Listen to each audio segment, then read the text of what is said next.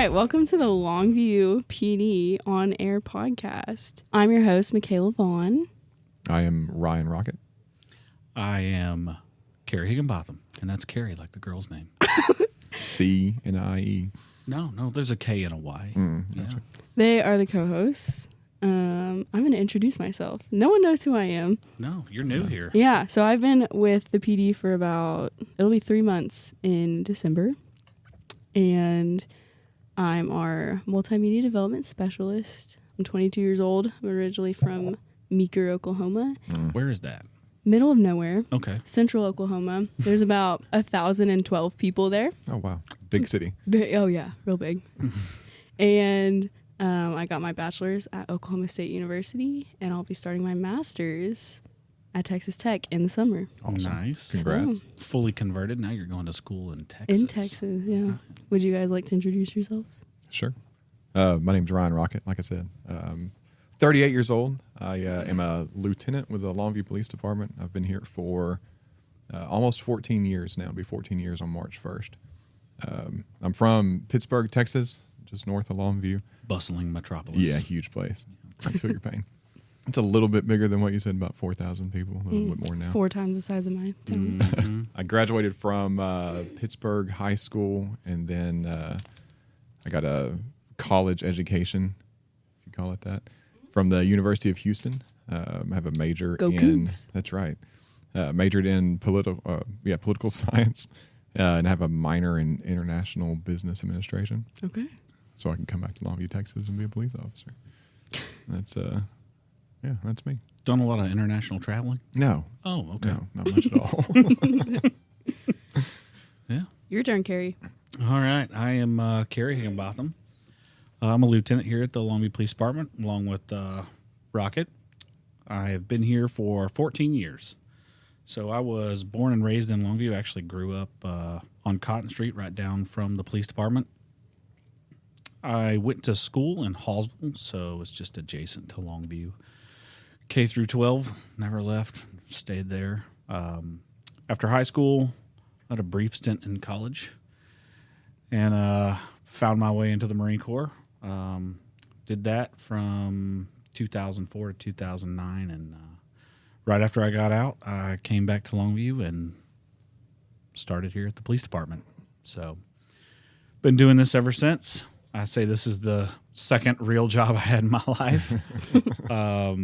But yeah, 14 years now. So did you guys start at the same time? Carrie started just before I did. Okay. I think he finished his field training process as I was starting mine. Yeah. Maybe just a month or two before I started mine.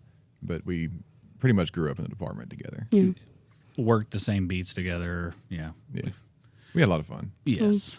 Yeah. Can you guys explain, because you guys are lieutenants, can you explain the rankings for Yeah. anyone who doesn't know? So everybody here, when you get hired, there's a common misconception that, I think exists, especially in, secondary education institutes, college and stuff, like, I'm going to go be a detective.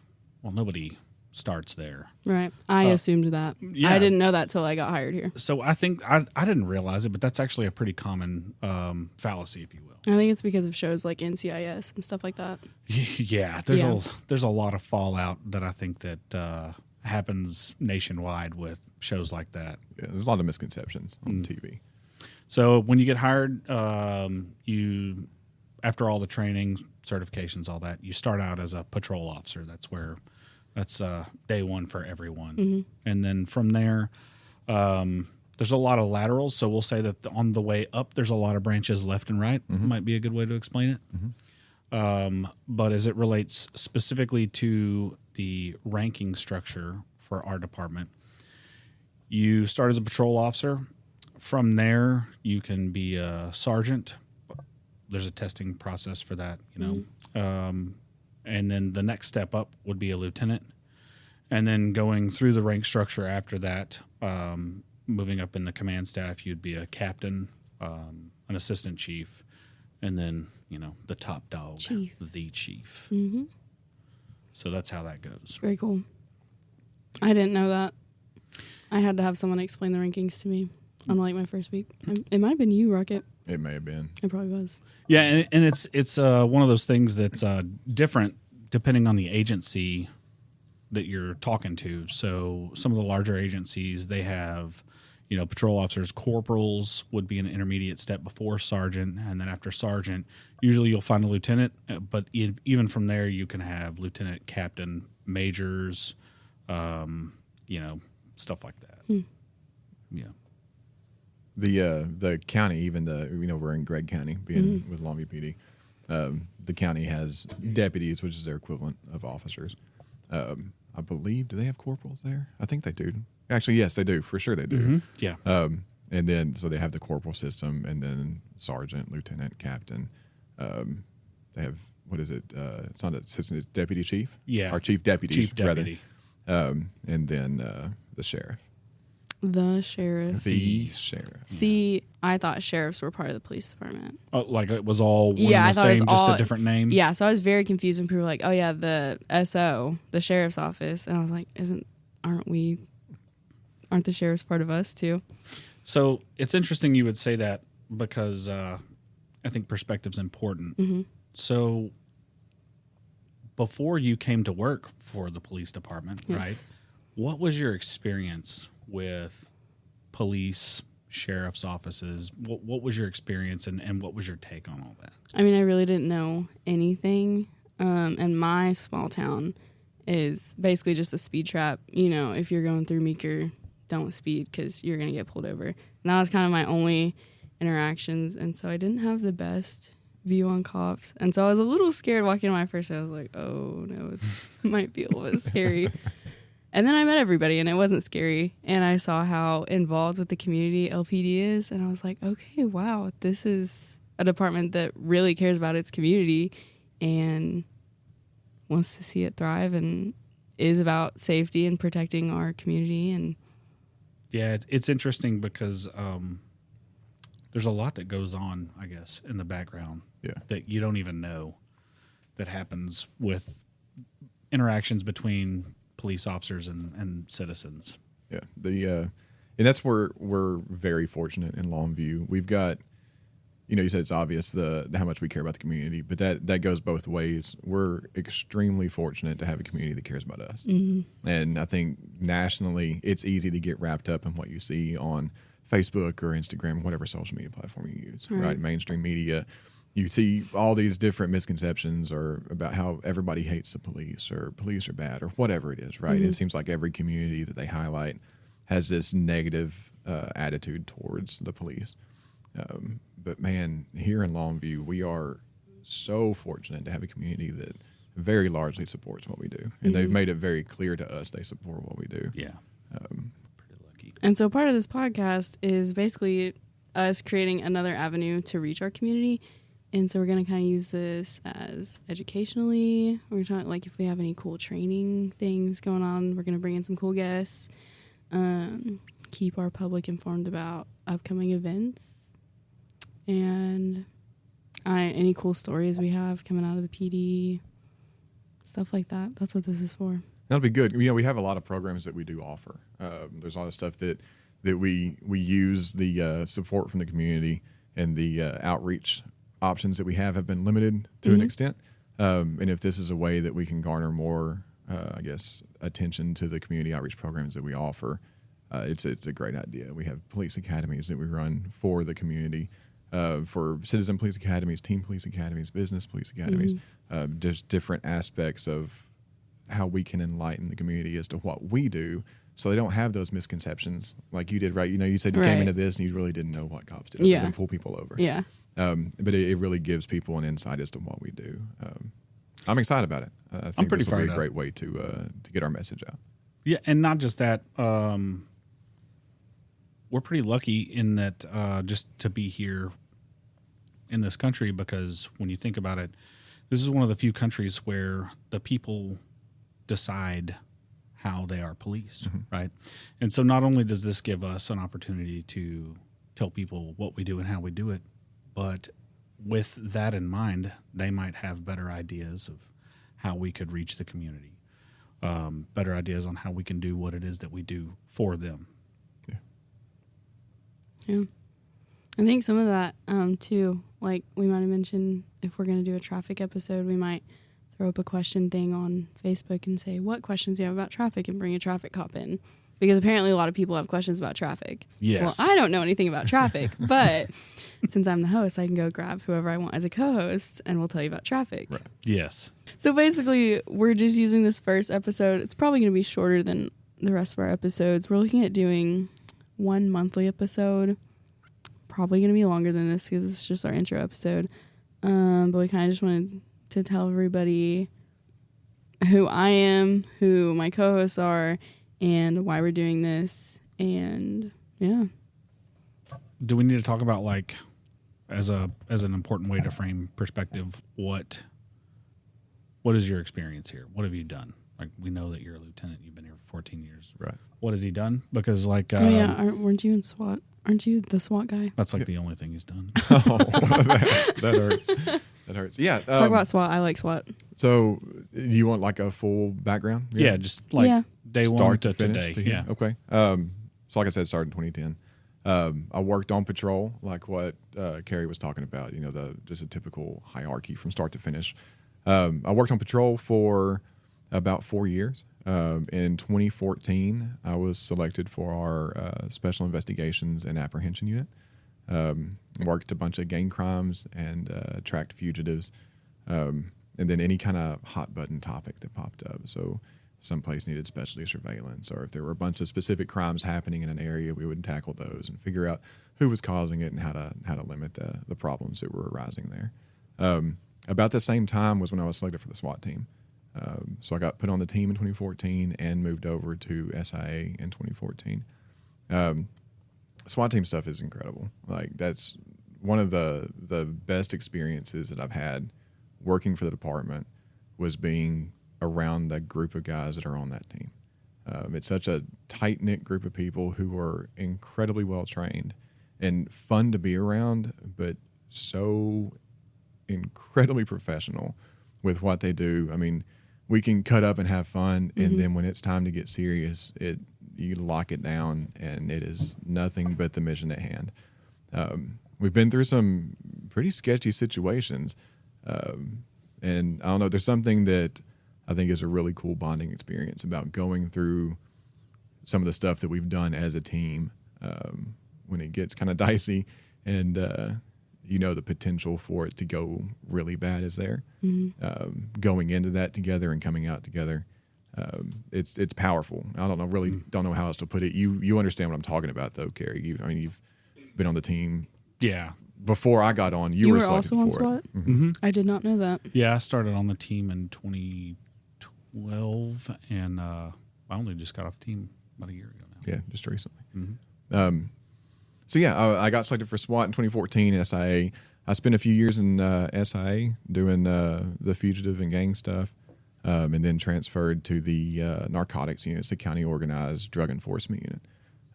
So we worked narcotics cases in and around Gregg County. So not just specifically in Longview, but it is basically a task force between Longview PD and the Gregg County Sheriff's Office. Okay.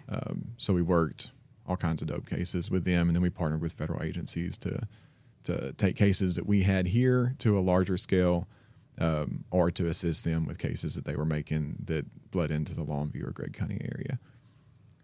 I was there until 2019, and in March 1st of 2019, I promoted to sergeant.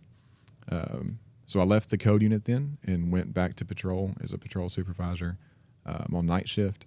I did that for just a couple years, and then the spot opened up for a lieutenant vacancy. I tested for that and was selected to be a lieutenant.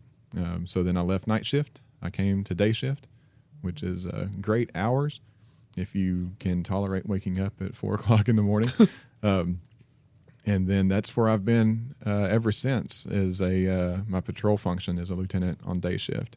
About a year and a half ago-ish, somewhere around there, I was selected to be the commander of the SWAT team. So this team that I started with in 2014, now I'm kind of in charge of all the tactical operations that happen in the area. It's pretty cool. It's a huge responsibility. kind of scary sometimes. I'm not gonna lie.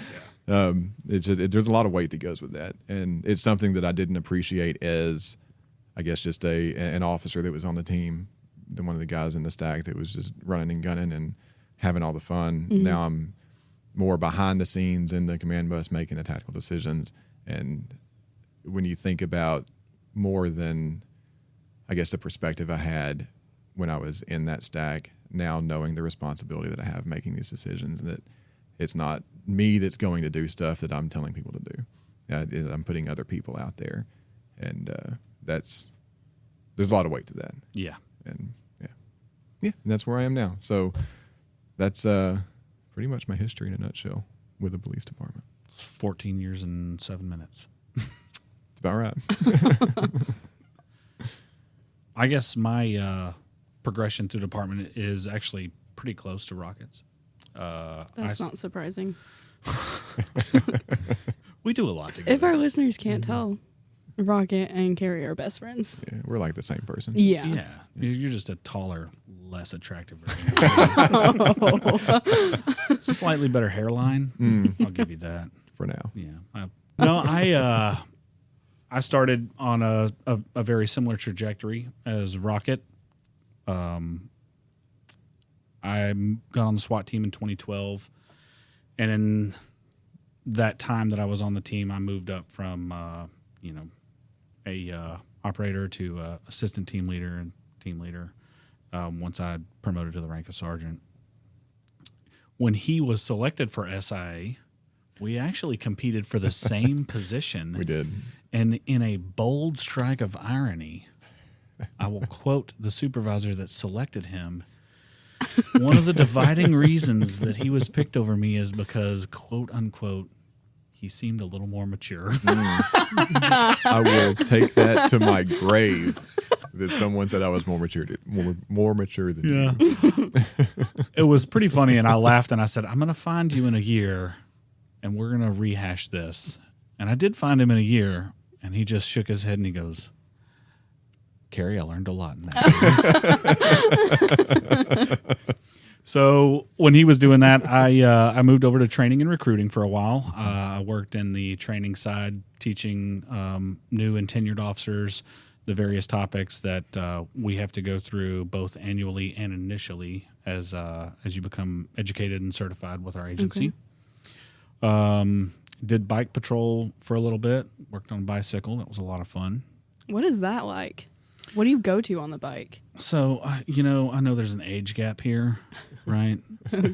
I'm old. Yeah. You are not burdened with 22 that. Years old. Yeah, I'm almost 40. So, I grew up watching the show called Pacific Blue. That was such a good show. Oh my gosh. Yeah. And these guys were like, it was like, if you took CSI Miami but made it where they're just like bike officers, it was so cool when I was a kid. Yeah. It was nothing like that. So, bike patrol is a very powerful community engagement tool, okay. Right? I will say, I looking at old recruiting stuff and ads that the city and PD have done. I saw a video of you on a bike, and I was going to ask you about that. Yeah, I loved it. It was a lot of fun. First of all, me and my wife and kids, we mountain bike. So we take road trips. That's our versions of vacations. Okay. Crazy. No, I'm just kidding. Yeah, part of that is like we mountain bike. We've been to Moab and all kinds of other fun places mountain biking on cool trails. So it wasn't a hard jump for me to be like, I want to be a bike officer. Okay. Because I like to do that, and Pacific Blue was the bomb. So doing that, it was a great tool because it gives us a chance to interact with the community in a way that we otherwise wouldn't, because there's a seemingly physical barrier when you're in a car, somebody else is in a car. It doesn't really create a easy and quick opportunity to talk to people. Right. So that's what we use it for. If we have, in the past, if we've had burglaries, like vehicle burglaries in an area, we'll deploy our bike officers, get out there on bikes, try to find these guys in a, maybe a lower visibility, but ultimately higher impact way. Okay. Our bike officers frequently go on the trails. Like we have, we actually have a really cool trail system that goes throughout the whole city. So that's another good way that we can engage with the community, because, when we have those opportunities to interact, it gives us a chance to kind of find problems that we didn't even know existed, or find an area of the city that might be underserved by our services. So that was a lot of fun. I actually really loved doing the bike thing. Let's see. Then after that, I got promoted to sergeant, went back to patrol, and an opportunity came up to not be an officer in SIA, but to run SIA. Right. So I was the sergeant over SIA, the same thing that Rocket was talking about. While I did that, we were part of the Texas anti-gang unit. So that was a really cool thing that the governor started. There's 6 of these hubs throughout the state to help deal with gang or organized crime activity. And by organized crime, I don't mean necessarily like the mafia, you know what I mean? Right. But, when people are getting together, forming groups that go out and commit vehicle burglaries, things like that, that still falls under organized gang or organized crime statute. So we did that. And after doing that for 3 years, an opportunity came up to test for lieutenant, and I got selected for that. Now I'm on patrol, fixing to start the new year, going to night shift, and looking forward to it. What's the night shift? It's a shift Schedule. at night. Oh, it really? Is the shift at night. Yeah. That's Really? a I good didn't know. point. Yeah. No, what's the hours of that? So the schedule runs from 10 p.m. to 7 a.m. So are you starting your day at 10 p.m.? Yes. It actually works out great because right now I work evening shift, and a lot of people don't know the hours that we keep, so we can talk about that. Okay. Rocket runs day shift, which starts at 6 a.m. and goes all the way till 3 p.m. And I know that's a 9-hour schedule. So for people that are listening, we have 2 halves, 6 a.m. to 2 p.m., 7 a.m. to 3 p.m., right? So that makes it where if we all changed at the same schedule, right, there would be no police officers on the street. So we break it up in halves. That way there's still a number of officers on the street. That way the citizens of Longview are safe. That's right. That's right. So that's day shift. Evening shift, which is what I currently work on, runs from 2 p.m. to 11 p.m., right? And then nights is, again, 10 p.m. To 7 a.m. I work evenings right now, but the problem is that, I have 2 little boys. I say little. Again, I'm old, so they're not so little anymore. But working at 2 p.m., the only time that I get to see my wife and kids, who I actually really like my wife and kids, the only time I get to see them is, generally on the weekends, or if we're during the summer, Right. I can interact with my kids, in the mornings. Yeah. And what I don't think people realize is that I'm one of over 30 that work that schedule, right? So that can be kind of burdensome, if you will, and stressful for the family. But going to midnights, I'll actually get to be around my kids until they go to bed. I'll go to work, get home, see them off to school, sleep while they're in school. They get out of school, I get to hang out with them again and go to work. That was the great part of the night shift schedule when I first promoted to sergeant and worked that shift, was that it really didn't take away time from my family. Had I gone to evening shift, I'd have the same problems that Carrie's talking about, but it really does work out pretty good. Or it did in my situation. It sounds like it's going to in yours. Yeah. But, I wouldn't want to be without my family. And I'm a night owl. Yeah. I'm not. I don't think I would be able to stay awake for that. Well, we'll just switch your schedule for a year, and you can come hang out with us on the Oh, nights. okay. Great. So instead of 8 to 5. Yeah. There's 10 to 6. No Yeah, big deal. Pretty accommodating. Right. Yeah. You'll be fine. So, 90 days in. Not yet. 90 days in December. Okay. It is December. Yeah. December 11th. Mm. Thank okay. you. Okay. So we are 80 days in. Boom. Roasted. Tell us, how has your idea of what this looked like changed, improved? I don't know questions what you've I had? expected, but and especially I came in like about a month before National Night Out, and so I get here and everyone's like, "Oh my gosh, you've ever heard of National Night Out? Like we're doing like we need you to do this. This is whatever." And I'm like, I don't even know what that is, and no one really explained it to me either. They're like, "You'll just see it when it happens." I was like, "Okay," but National Night Out was kind of like the first time I was like, "Oh, Yeah, like I kind of got the vibe that LPD really does care about the community. Yeah. But that was like, I was like, oh man, I've never seen anything like this. And because I went and took pictures and videos all that night, seeing all our officers interact with the citizens in our community, I was like, okay, this is pretty cool. It was like actually seeing our, like, we care about the community in action. Yeah.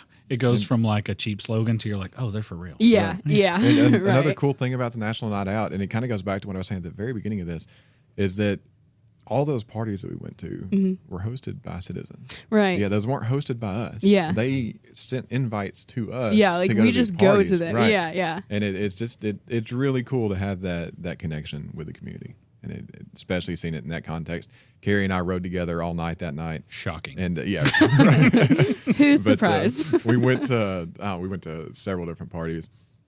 Amazing food, by the way. Oh, yeah, at yeah. every one of these places. Yeah. What's just it down? delicious. Is it down on Nixon? Nixon Place? Oh, Yo, oh man. man. You talk about good food. Yes. Yes. I'm gonna tell you right now.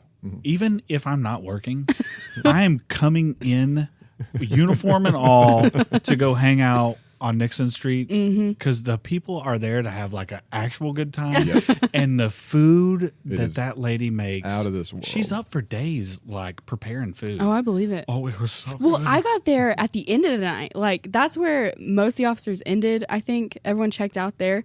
But I got there probably 8 or 8:30, and she was still had plenty of food for going everybody. strong. It was Going wild. strong. Yeah, it's so much. That actually is a lot of fun. Yeah. I love it. It really is. Cruising around, hanging out with people. Yeah. We're talkers anyway. Carrie and I, we Really? I couldn't tell. yeah, crazy, right? But we don't meet strangers, and to have the ability to not be dedicated to answering these calls for service and having that being the only contact that we have with people, but a time that the community actually sets aside and they arrange these parties and they want to get to know us, and we have the chance to get out and take advantage of that. It's a blast. So the cool thing is, it's not even about just getting to know us, right? It's about other people from the community, those small areas, getting to know each other and us, so we can Right. get to know all of them. You know, building those bridges, because sometimes people call about problems that maybe aren't police related, but if we're all together, we can figure out the resources needed to solve those problems. We talk A lot of about fun. partnerships all the time, partnerships with the community and building these bridges, making relationships. And that is like a pure, just unbiased example of what a true partnership is, bringing everybody together like that. I don't know why, but this reminds me when we started on patrol, we would talking about building bridges with community. So Rocket and I used to go buy pizzas from Little I thought you were Caesars. going to say the donut shop. I was like, shocking. Sorry. We'll let that one slide. I'm not mad. It just hurts. I do love donuts. Shipley's is the only donut you should eat in Longview. It's so good. Or what's that other one? Like at South. The donuts at 7-Eleven are pretty good, too. Oh. This is what we're doing now is we're talking about donuts. On the Anyways, police your podcast. pizza story. Yeah. So when Rocket and I started, we worked the same beat. This is shocking. We worked the same beat together for a while. And I never would have guessed. yeah, I know. Crazy. And we would go to Little Caesars.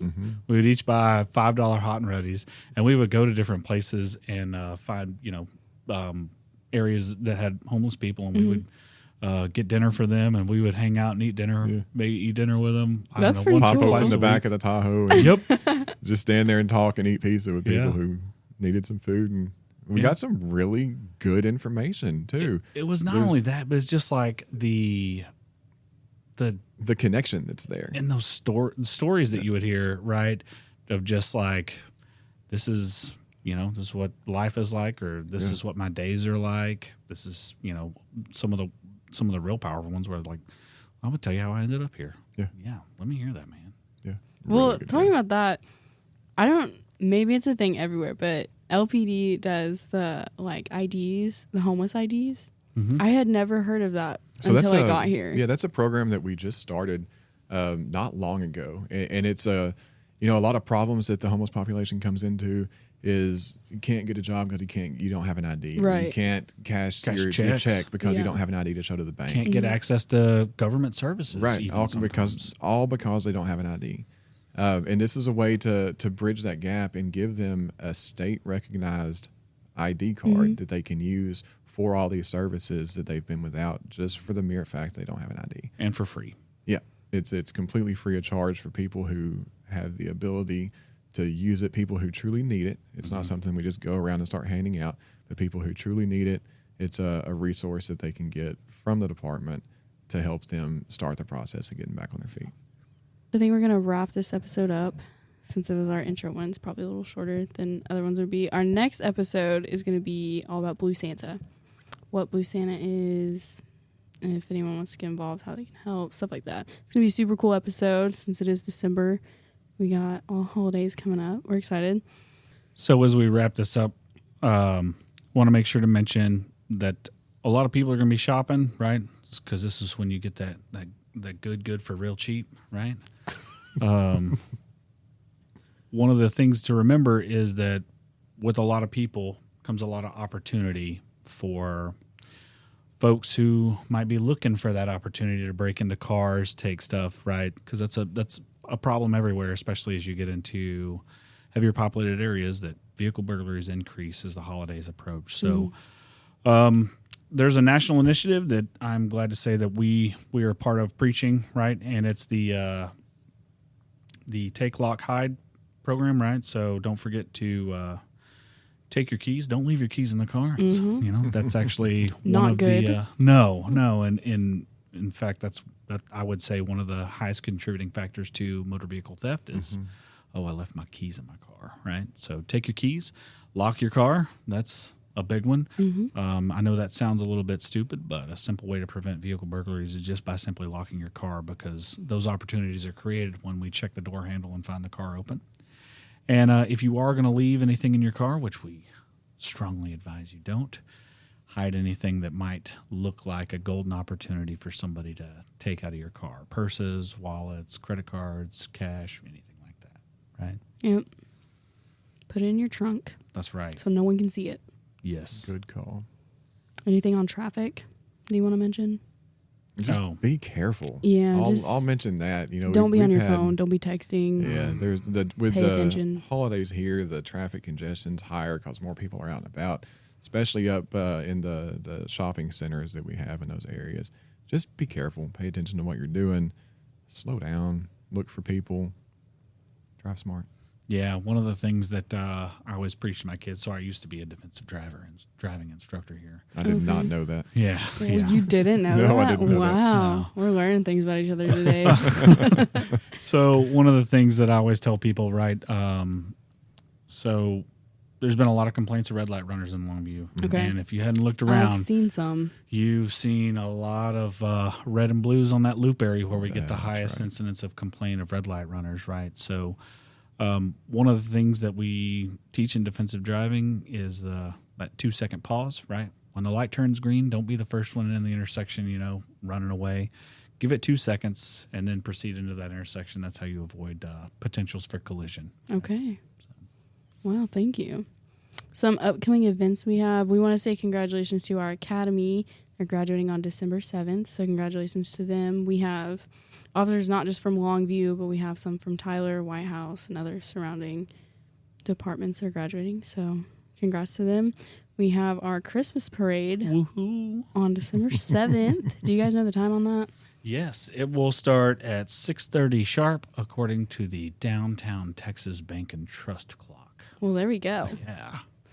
Okay, and then December 12th, that is a Tuesday, I believe, we have our ribbon cutting at our new PD building. That's right. Who's excited about that? Pretty I'm pretty fired fired up. up. Yes. That building is gorgeous. It is really pretty. So we have the ribbon cutting at 3 and then community open house from 4 to 6. So Yes.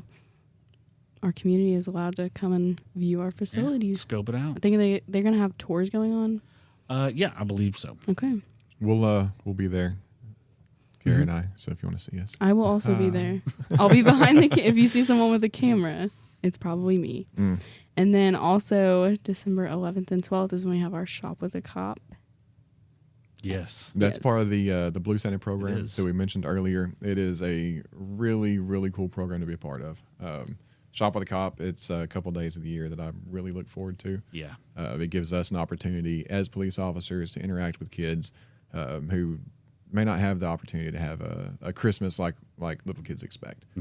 So it gives us a chance to go out with them.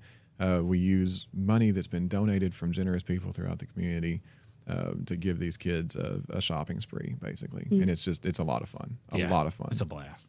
I'm excited for that. I'm going to be taking pictures and videos. So Good. I'll be there. It's stinking fun, man. Good. If I can add also December 12th, Tuesday, December 12th at 9:30 in the morning, yes. the Longview SWAT team is doing a rappelling event at Christus Good Shepherd down on Highway 80. It's something that we did in the past pre-COVID, right? And then in 2020, we didn't do it then. I don't think we've done it since. But we're kicking it back off this year. People from Christus reached out to us a few months ago to see if we can get that arranged again. So 9:30 in the morning at Christus Good Shepherd, the Longview SWAT team will be rappelling. Blue Santa will also be there. Oh, okay. Wow. So the public is definitely invited to that. Come out. You can see the SWAT operators coming down the building, and you can also check out our equipment. We'll have our armored vehicle, the Bearcat, will be there. And a lot of our equipment kind of on display, so you can hop in the truck, take some pictures, meet Santa, bring the kiddos if you got some. They're able to come. A lot of fun. Very cool. Also, for everyone, just be on the lookout for the LPD Grinch. It's been cruising around. He has. I heard he actually got sentenced to 50 hours of spreading cheer throughout Longview. So Wow. if you see him out and you want to post on social media, make sure to put hashtag LPD Grinch. That's right. Hashtag LPD Grinch. Mm-hmm. I may have seen him rolling around in the back seat of a black and white just the other day. I did too. Yeah. That's going to wrap it up for this episode. Sure to Yeah. be on the lookout for the Blue Santa episode coming soon. Stay safe. We hope you're doing good. And we'll see you next time. See ya.